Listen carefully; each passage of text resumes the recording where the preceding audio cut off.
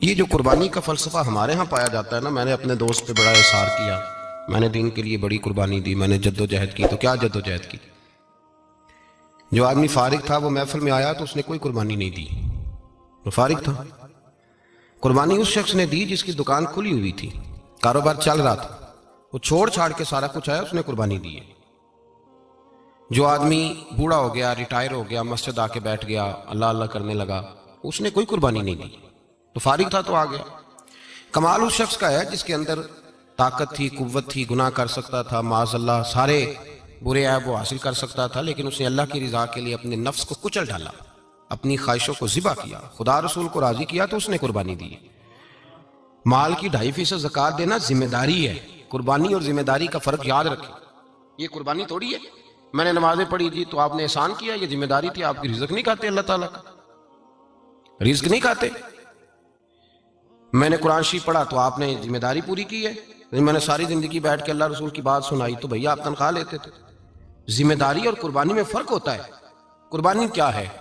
قربانی یہ ہے کہ میری چڑھتی جوانی تھی، جولانیاں تھی، طاقتیں تھی، ہمتیں تھی، میں دنیا خرید سکتا تھا، میرے اندر ساری صلاحیت تھی، میں دنیا کے ہر فن کا ماہر تھا، میں سب کچھ کر سکتا تھا، لیکن میں نے اپنی ہر چیز اپنے محبوب کے نام کر دی. یہ قربانی ہے. جس نے اپنی خواہش پہ پیر رکھ کے کچھ کیا اس نے قربانی دی ہے صاحب، اس نے قربانی دی.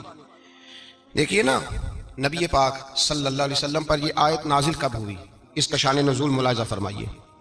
حضور صلی اللہ علیہ وسلم کے پاس ایک مہمان آ گئے رات کے وقت میں. جب وہ آئے تو حضور نے پوچھا کھانا کھانا ہے؟ تو نے کہا کھانا ہے. جھوٹ اور بھوک کو جمع کرنا منع ہے. کہا جی کھانا ہے. تو حضور صلی اللہ علیہ وسلم نے فرمایا ازواج مطہرات کے گھروں میں پتہ کرو کچھ ہے. حضرت ام سلمہ کے گھر میں پتہ کیا تو کہا یا رسول اللہ 4 دن سے روٹی نہیں پکی. حضرت زینب سے پوچھا تو کہا حضور کئی دن سے چولہا ہی نہیں جلایا. حضرت عائشہ صدیقہ، حضرت میمونہ، حضرت سودا، تمام گھروں سے بظاہر یہ 2 جہاں کے شاہ ہیں، پر پاس کچھ رکھتے نہیں. 2 جہاں کی نعمتیں ہیں ان کے خالی ہاتھ میں، ہر چیز ہے پر فقر اختیاری ہے، کوئی شے نہ ملی. تو نبی پاک صلی اللہ علیہ وسلم نے مسجد میں اعلان کیا، فرمایا کون ہے جو میرے مہمان کو روٹی کھلائے؟ ان لفظوں کا حسن کوئی حسن والا ہی سمجھ سکتا ہے. فرمایا کون ہے جو میرے مہمان کو کھانا کھلائے؟ تو ایک صحابی لے گئے اور اٹھے، وہ صحابی جو صحابہ میں غریب تھے، ایک انصاری جو غریب آدمی تھے.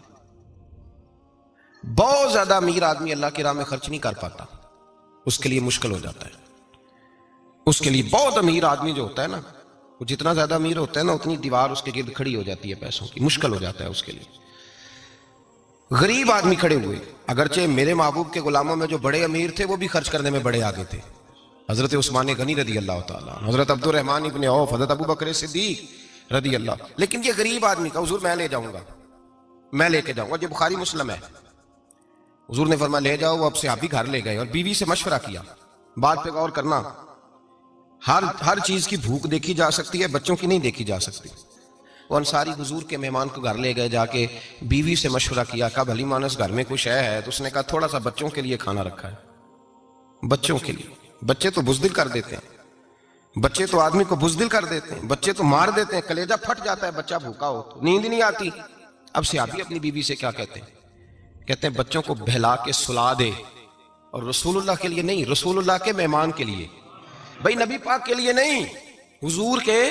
تجھ سے در در سے سگ اور سگ سے ہے مجھ کو نسبت، میری گردن میں بھی ہے دور کا پٹکا تیرا، تجھ سے در در سے سگ سگ سے ہے مجھ کو نسبت. لمبی بات ہے. بچوں کو سلا دو. بی بی نے بچوں کو سلا دیا تو میاں بیوی کا مشورہ ہوا کہ مہمان کے ساتھ بیٹھ کے روٹی کھانا بھی سنت ہے. تو اب مہمان کے ساتھ بیٹھ کے کھانا بھی ہے تو کھانا ہے 1-2 آدمی کا. اب خاوند اپنی بیوی کو تیار کرتا ہے کہ میں بھی کھانے پہ بیٹھ جاؤں گا، تو بھی بیٹھ جانا. اور جب مہمان کھانے میں ہاتھ ڈال لے تو اٹھنا، کہنا وہ ہو دیا تو صحیح کیا ہی نہیں، ابھی بجھ جائے گا، اور جا کے دیا بجھا دینا. ہم ہاتھ ہلاتے رہیں گے، مہمان روٹی کھاتا رہے گا. اور یار اس درد کو، اس کیف کو سمجھو.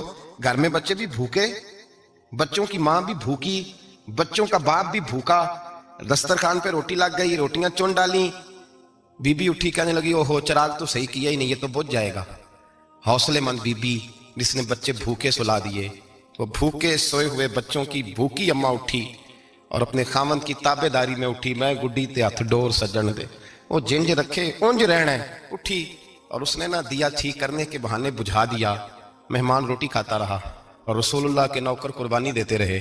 وہ روٹی کھا کے سیر ہو کے بستر بچھایا تو سو گیا. یہ میاں بیوی ساری رات بچوں کی طرف دیکھتے رہے اور غور کرتے رہے اور راضی رہے کہ ہم نے حضور کا فریضہ نبھایا ہے. قربان جاؤں محبوب پہ، بے خبر ہو جو غلاموں سے، وہ آقا کیا ہے. وہ صحابہ وہ اگر قربانیاں دیتے تھے تو جو اعزاز ملتا تھا وہ بھی بڑا شان والا ہے. صحابی کہتے ہیں میں فجر کی نماز پڑھنے مسجد آیا، پہلا قدم رکھا تو میرے کریم بولے. حضور نے فرمایا رات جو تو نے اور تیری بیوی نے عمل کیا ہے خدا کو بھی بڑا پسند آیا ہے، محمد مصطفیٰ کو بھی بڑا پسند آیا. اور پھر ایک لفظ اور ہے حدیث میں، ایک روایت میں کچھ جملے اور بھی ہیں. حضور نے فرمایا جب تو اور تیری بیوی رات مہمان کے ساتھ ایثار کر رہے تھے نا تو عرش کا مالک تمہیں مسکرا کے دیکھ رہا تھا.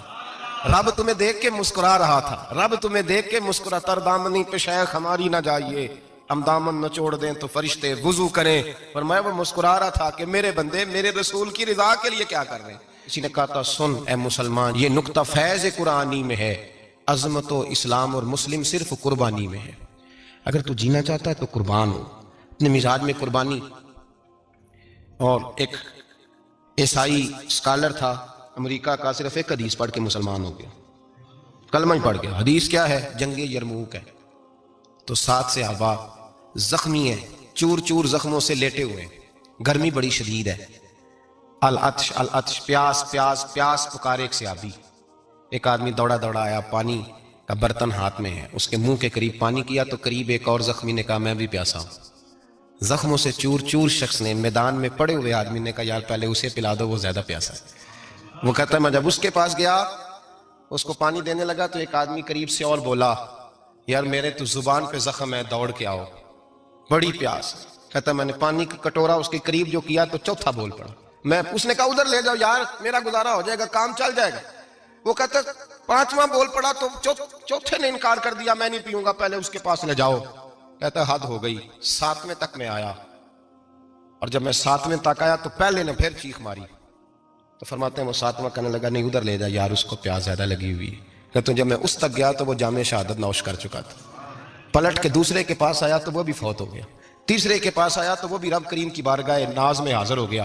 7 شہید ہو گئے. تو پانی کا کٹورا میرے ہاتھ میں رہا. میں کبھی آسمان دیکھتا، کبھی زمین دیکھتا، کبھی پانی دیکھتا، کبھی میں ان 7 شہیدوں کے چہرے دیکھتا.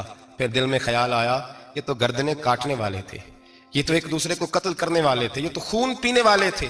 آج یہ سارے اس لیے کر رہے ہیں کہ سارے محمد عربی کے غلام بن گئے، رسول اللہ صلی اللہ علیہ وسلم کے نوکر بن گئے. وہ کہتا میں نے حدیث پڑھی تو میں مسلمان ہو گیا. میں نے کہا یہ جذبے دنیا دار بندہ پیدا نہیں کر سکتا، یہ جس نے جذبہ پیدا کیا ہے وہ اللہ کا سچا رسول ہے. میرے بھائی اظہار کا مزاج پیدا کریں. قربانی تو نہیں رہی معاشرے میں، اظہار ہی تو نہیں ہے.